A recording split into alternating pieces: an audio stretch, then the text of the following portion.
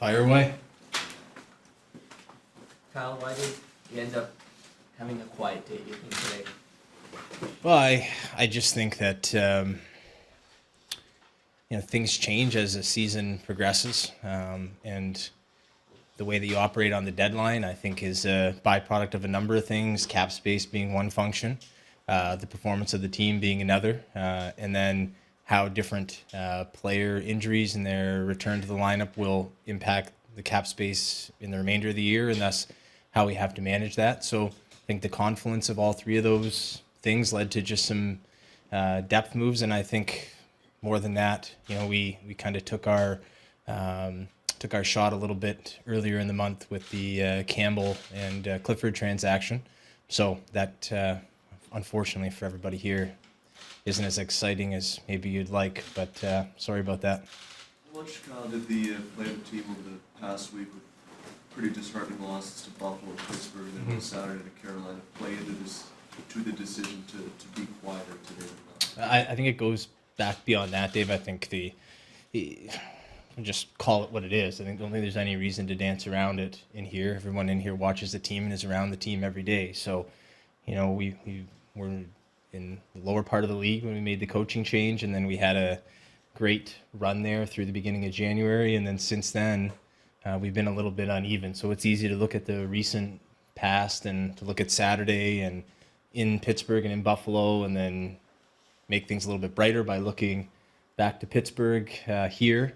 But I think the reality is you take it all in its totality rather than react to one or two games. And I think we show enough throughout our run, and since Sheldon's been at the helm, that gives you a great sense of optimism. And then we also have some games where we rightfully, I think, draw the doubts of a lot of people. And I think the best way to put it is to use like a Jekyll and Hyde type of way to describe it. And I think it's up to our entire program, starting with me and on to Sheldon and on to the players, to find our way out of it and be the best version of ourselves that we can every single day for our organization, for the fan base, and to get to where we want to go.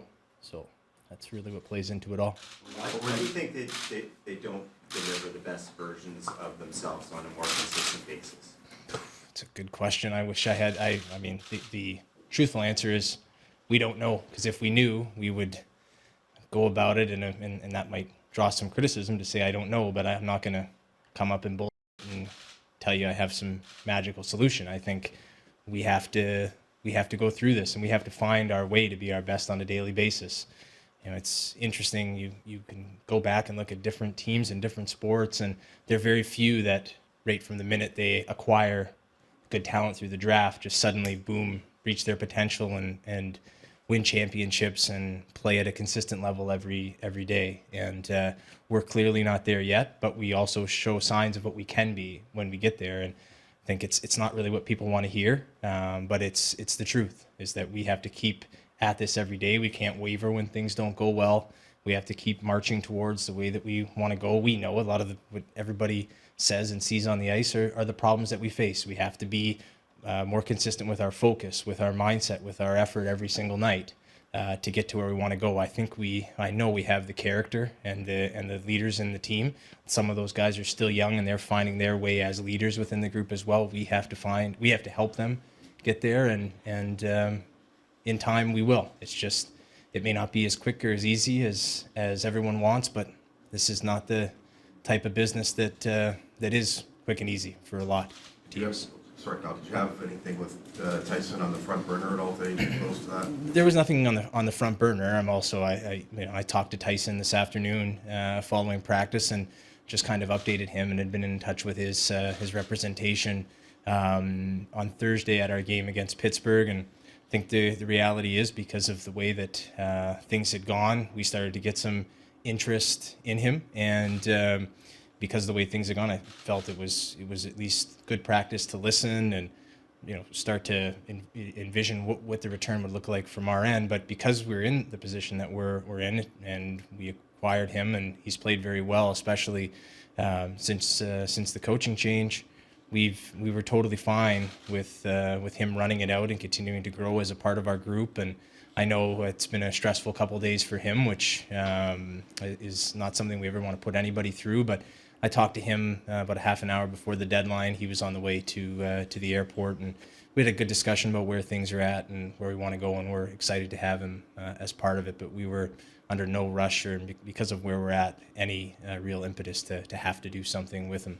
You envision him as part of this team then after July 1? That's a question I don't have the answer to right now, other than to say we'll use the remaining time that we have together to see if there's a fit. As you know, with our cap situation, it's never so simple. I wish it were, but it's not, and so we'll see where it's at and where he's at. And he's a great member of our program off the ice, and adds a lot to him, I think, as the players communicated to everyone in here throughout the last number of days. So we really value that, what he brings on the ice and off. As Sheldon talked to earlier today, the way he conducted himself Saturday night when he was injured in the game and then had to came back in the game was speaks a lot about what he's all about, and how he values being here as well as we value having him.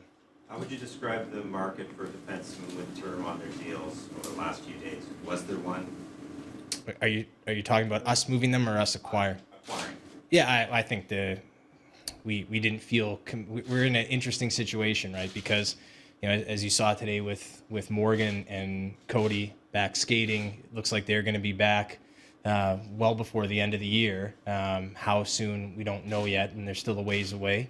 But that kind of complicates the amount that you can bring in without big amount of dollars going out. So we didn't feel compelled to really act on any of the things that were out there. And frankly, I think there are more things that are closer to the draft, and can you see how our own guys develop? And in the perfect world, your own guys develop and quell all the concerns that you have about the roster and that people on the outside may have about them as well. But we'll continue to be on the hunt for that and on the lookout and roll from there.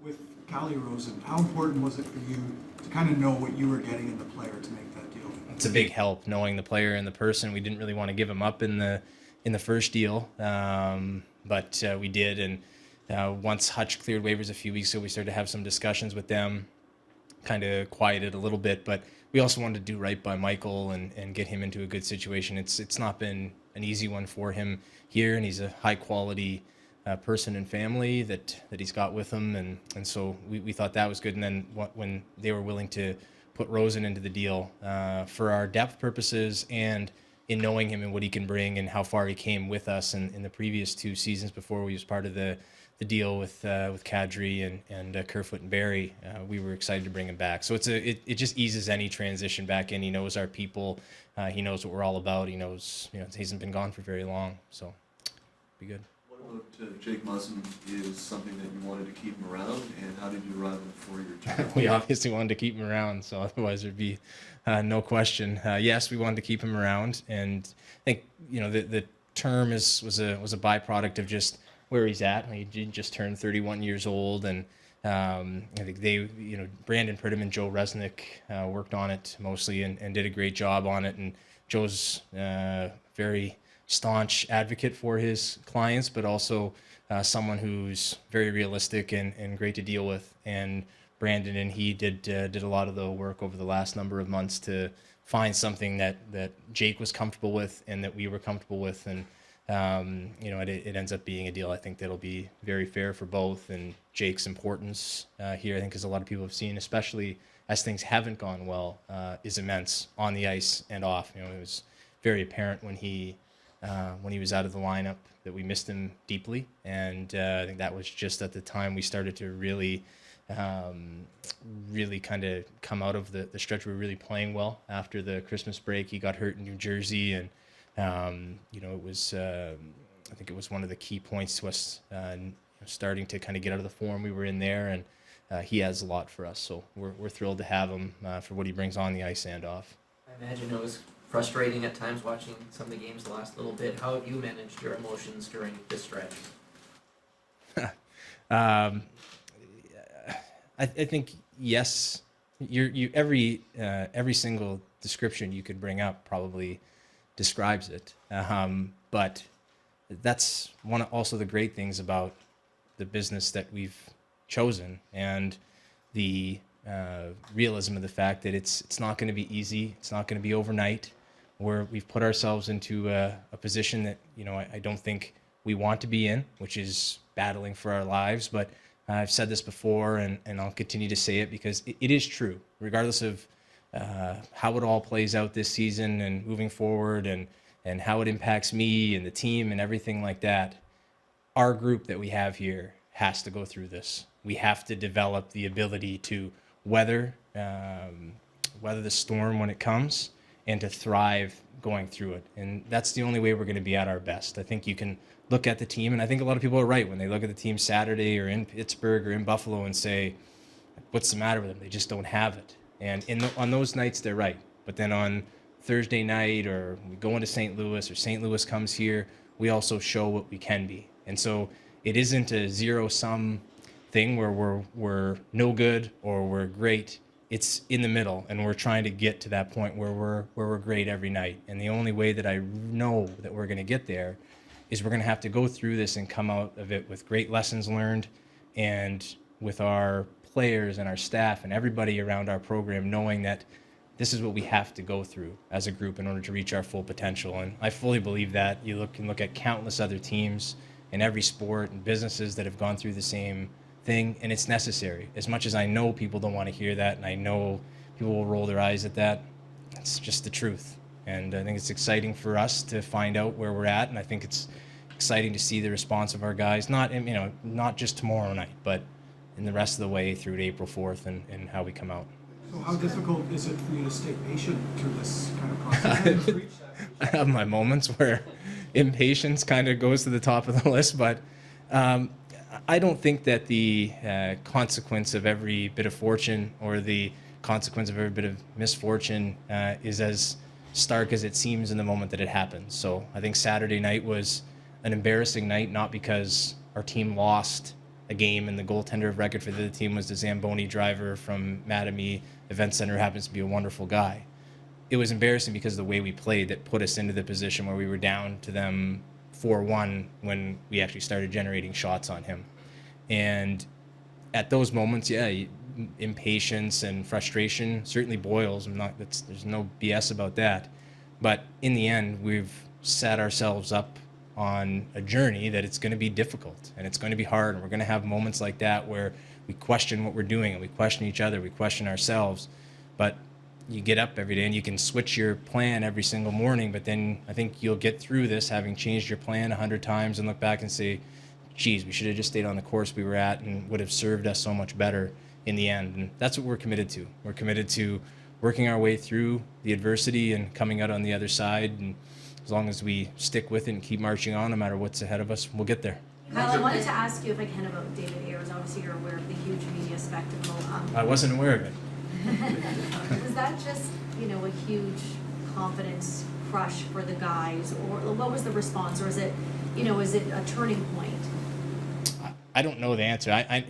I know that everyone here has to be in the very binary zero-sum game of making, the next day this is what happened and this is how it's going to impact things, but we're really not. I don't know how it's going to impact us. I think it was an embarrassing night, not because of David Ayers. Everyone here loves David Ayers. He's great.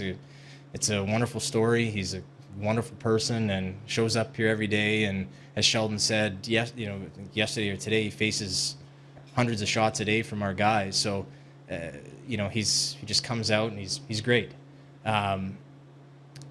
If we won the game, it would be embarrassing as well, because you're down 4-1, and then it would be a whole other set of controversy that would come up, like, oh, geez, the Maple Leafs, it's their own employee. Just think everyone in here can imagine what that would have been like as well. So there was we were in a no-win situation in that game, and we were in a no-win situation in the game because we put ourselves there, and we did at 3 of the 4 games last week.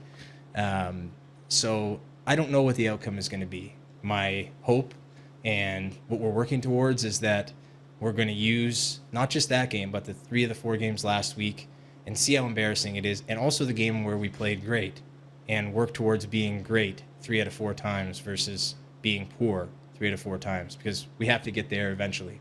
So that's what we're working towards, and that's what we hope the outcome would be. But to sit today and say that I know I can project my optimistic version or pessimistic version, but we don't know. It's going to be on the players to respond in the absolute best way, and it's going to be on myself and Sheldon and our staff to lead them in the right direction. And in the end, if we don't get there, it's on me, as it always is if things don't go well.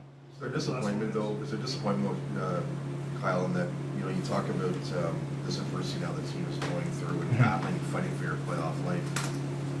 Many of us in this room, probably yourself included, didn't expect this sort of thing back in the summer when the season started. Right.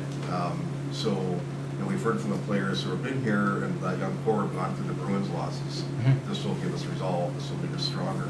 We haven't seen that.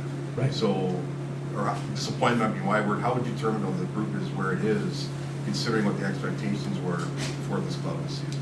I think the group is in a challenging spot, but the group is all. But with that comes the opportunity to do something special and something great, which is, let's speak bluntly about it. There's a lot of people that are writing the obituary for the team and putting the team into the ground right now, and that's fine. That's fair. The way you play that way, that's what you get, especially in a market as passionate as this, with the type of following that we have. That's what's going to happen. But I think from that, and I know from that, comes the opportunity that you can go meekly into the night and just accept and build the excuses that you want for why it didn't work out the way that you wanted to work out, or fight your way back. And it's not to prove people wrong, because I think the criticisms that are levied are largely fair. But it's a chance to show what your best self can be. And we show it in flashes. And we're capable of it in long stretches, as we showed through December. And then capable of it in really difficult games, as we've shown in various difficult games during the year. But it's getting to that point now when there's a large amount of doubt around the team, largely earned, that we can do something special as a group and really earn some of the experiences and the lessons that we want in the end. And that's what we're excited about now, for sure. Thanks. Thank you. Thanks, everyone.